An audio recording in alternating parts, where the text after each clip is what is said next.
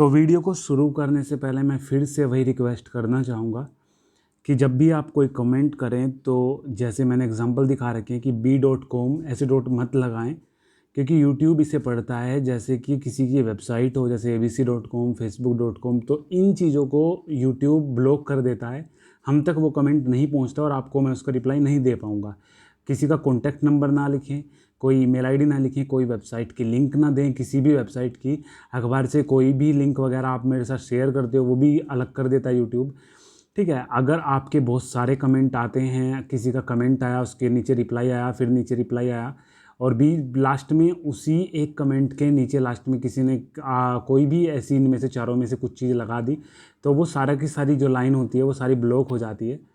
तो आप ध्यान रखें इसका, ठीक है।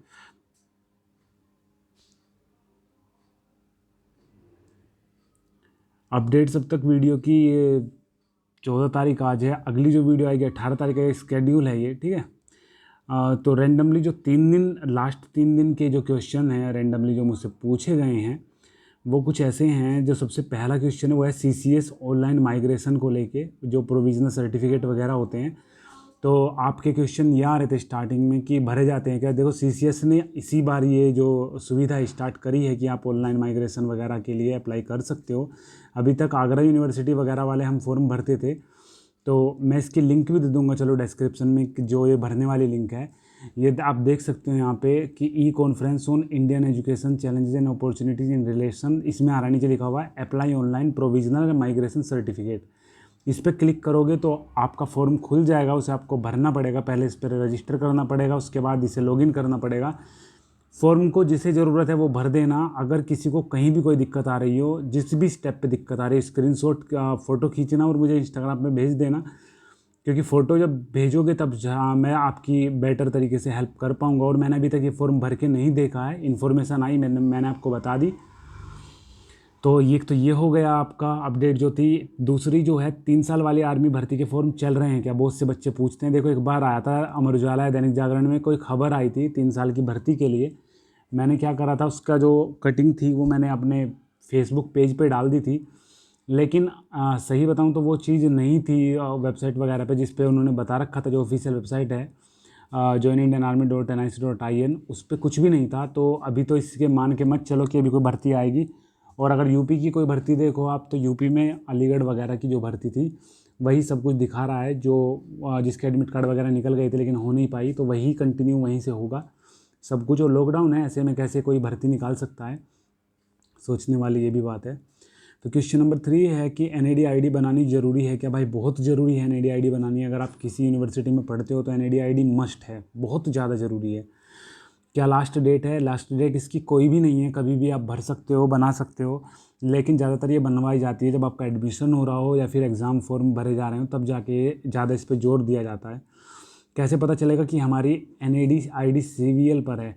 देखो आपको सिर्फ एक बार ये ID बनानी है। अगर आपने पहले भी बना लिया ID तो आपको देखना होगा कि वो CVL पे है या नहीं। तो CVL वाली ID पे सबसे नीचे की तरफ CVL लिख रहा होगा, मतलब उसका अगर हिंदी में मैं आपको बताऊं तो उसका मतलब होगा कि CVL 2-3 बार लिख रहा होगा नीचे। और जो डायगोनल में, मैंने आज लाइव में भी बताया था, लाइव सेशन में, तिरछे का अक्षर में जो वाटरमार्क होता है उस पर स्टूडेंट प्रोफाइल लिख रहा होगा, बड़ा बड़ा बोल्ड बोल्ड और हल्का बिल्कुल।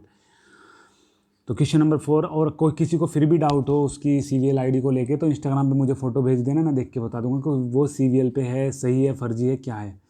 क्या मुझे भी एग्ज़ाम फॉर्म भरना होगा। भाई एग्ज़ाम फॉर्म ऐसा है, जिनके एग्ज़ाम फॉर्म पहले भरे जा चुके हैं, जिनके कुछ पेपर भी हो गए, उन्हें तो नहीं छेड़ना हो एग्ज़ाम फॉर्म। लेकिन अगर आप पूछ रहे हो कि भरना है या नहीं, आपको नहीं पता आपने भरा है या नहीं, तो पहले जी तो सेमेस्टर के फॉर्म चल रहे हैं, एग्ज़ाम फॉर्म ये। और कम्युनिटी टैब में मैंने पोस्ट डाल रखी है नोटिस 1 नोटिस 2 करके, एक ही फ़ोटो में दोनों लिख के, तो वहाँ पे अपनी चेक कर सकते हो कि कौन कौन सी क्लासेस के भरे जा रहे हैं और आपको उसमें क्लास है या नहीं है।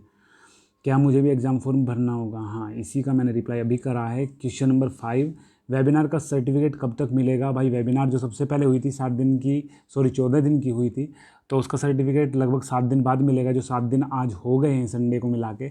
और बाकी मंडे तक का और वेट करते हैं। अगर नहीं मंडे तक मिला तो फिर कॉन्टैक्ट करते हैं, सर से पूछ के बताऊँगा मैं कि क्या हुआ क्या नहीं। और बाकी ऐसा है, जब स्टार्टिंग में वेबिनार की जो क्लास चली थी उसमें उन्होंने बताया था कि गूगल मीट पे वो क्लास चलेगी, लेकिन कुछ टेक्निकल दिक्कत की वजह से वो यूट्यूब पे उन्होंने क्लास चलाई।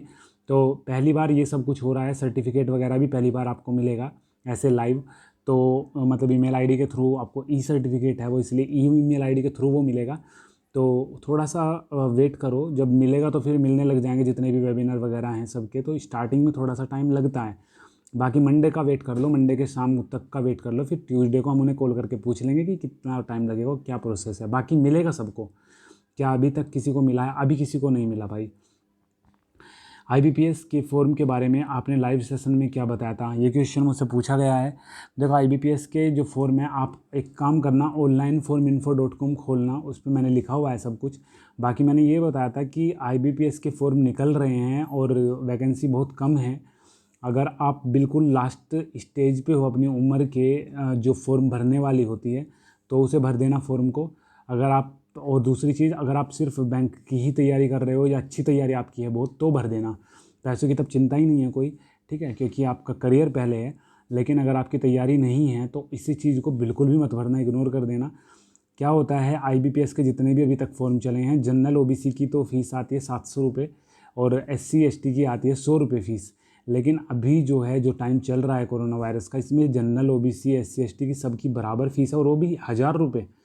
मतलब 700 से 1000 और 100 रुपये से 1000, ठीक है। तो ये बस फॉर्म जो निकाले गए हैं इसीलिए निकाले गए हैं कि उनके पास फंड इकट्ठा हो, बाकी इनका कोई मकसद नहीं है। मुझे नहीं लगता कि ये निकालने भी चाहिए थे, लेकिन चलो निकाल दिए, कुछ सोच के निकाले होंगे। बाकी बस यही बताऊंगा कि अगर आपकी अच्छी तैयारी है, बहुत अच्छी तैयारी, तभी इस फॉर्म को भरें, नहीं तो इसे इग्नोर कर दें। कुछ बच्चे ऐसे भी होते हैं ना कि अब फॉर्म भर लिया कि अब लॉकडाउन है, अब मैं तैयारी शुरू करूँगा, तो कभी भी नहीं हो पाएगा इसमें।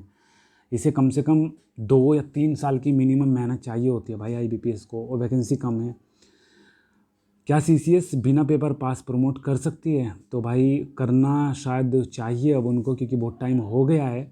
जो एग्ज़ाम वगैरह हैं वो भी नहीं ले सकती अब सीसीएस यूनिवर्सिटी, क्योंकि जून जुलाई पीक पॉइंट रहेंगे कोरोना वायरस के।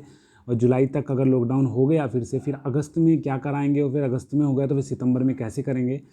इस बेस पे मैं, मुझे लगता है कि सीसीएस यूनिवर्सिटी को सोचना चाहिए कि क्या वो कैसे कर सकते हैं प्रमोट, और एक गाइडलाइन जारी करनी चाहिए जिसमें लिखा होगा कि किस किस तरीके से प्रमोट कर सकते हैं। और बहुत से बच्चों के मेरे पास क्वेश्चन आ रहे हैं कि हम एक्स वाले हैं, क्या प्रमोट होंगे, हम बैक हैं हमारी, अब बाकी सब क्लियर है, फर्स्ट सेकंड सेमेस्टर में बैक है, क्या क्लियर होंगे? तो भाई बैक वालों के लिए ये चीज़ लागू नहीं होती, बैक वालों को पेपर देने पड़ेंगे जब भी होगा, ठीक है। क्या पेपर जुलाई में हो सकते हैं? भाई जुलाई में इस बार पॉसिबिलिटी नहीं है, लेकिन फिर भी मैं कहूँगा कि 50-50% चांस है, क्योंकि अभी ऑफिशियल नोटिस कुछ भी आया नहीं है। एग्ज़ाम क्या ऑनलाइन भी हो सकते हैं? भाई ऑनलाइन एग्ज़ाम तो पॉसिबल अभी नहीं है बिल्कुल भी। बीएड एंट्रेंस का कोई लेटेस्ट नोटिस आया है क्या, और डिस्ट्रिक्ट कब तक चेंज कर सकते हैं हम? तो ये क्वेश्चन इंपॉर्टेंट है। तो बीएड का जो एंट्रेंस है, उनका जो पेपर वगैरह होने हैं, नोटिस में यही लिख रहा है। 3 नोटिस थे वो, बीएड का एक नोटिस था, दूसरा आपका जो था आईएएस आईएफएस वाला नोटिस था यूपीएससी का, और एक था आपका ये जिसे बोलते हैं एयरमैन सिलेक्शन वाला, हाँ एयरफोर्स वाला, ठीक है। तो ये 3 नोटिस है जिनकी नोटिस में लिखा हुआ है, जिसमें लिखा हुआ है कि अगली सूचना आने तक आपकी जो परीक्षा है स्थगित कर दी गई है। तो अभी इसका कुछ भी पता नहीं है कि कितना टाइम लगेगा अभी। तो यही नोटिस है, बीएड का हुआ आपका और यूपीएससी का हुआ, और एयरफोर्स का तो पता चल जाएगा इस महीने के जो लास्ट वाला सप्ताह है उसमें। और डिस्ट्रिक्ट 14 तक, आज लास्ट डेट थी जो डिस्ट्रिक्ट था उसे चेंज करने की। आप अपने आसपास सेंटर डाल सकते हो उन्हें, ठीक है, अगर आप जहाँ के भी हो वहाँ के हिसाब से कर सकते हो सेंटर चेंज। लेकिन 14 तारीख लास्ट डेट थी, जो बढ़ा के 5 दिन और बढ़ा दिया, 19 तारीख तक आप सेंटर चेंज, डिस्ट्रिक्ट चेंज कर पाओगे उसमें। Question number 11, exam form college में कैसे जमा करें? भाई अब कॉलेज में एग्ज़ाम फॉर्म जमा नहीं करना है, मैंने एक वीडियो भी इसके ऊपर बना दी है। अभी आपको कहीं भी फॉर्म जमा नहीं करना है, आप कोई सी भी क्लास के हो। एनएडी आईडी फॉर्म पर शो नहीं हो रही है, क्या फॉर्म सही है? भाई एनएडी आईडी शो हो रही है या नहीं, बस आप कंफर्म ये करो कि आपने बनाई है एनएडी आईडी और सीवीएल पे बनाई है, बाकी कुछ भी मायने नहीं करता। ऑटोमेटिक ही वो मतलब सीसीएस अपनी वेबसाइट पे ऑटोमेटिक सिंक उसे करा लेगा, कोई दिक्कत नहीं आएगी।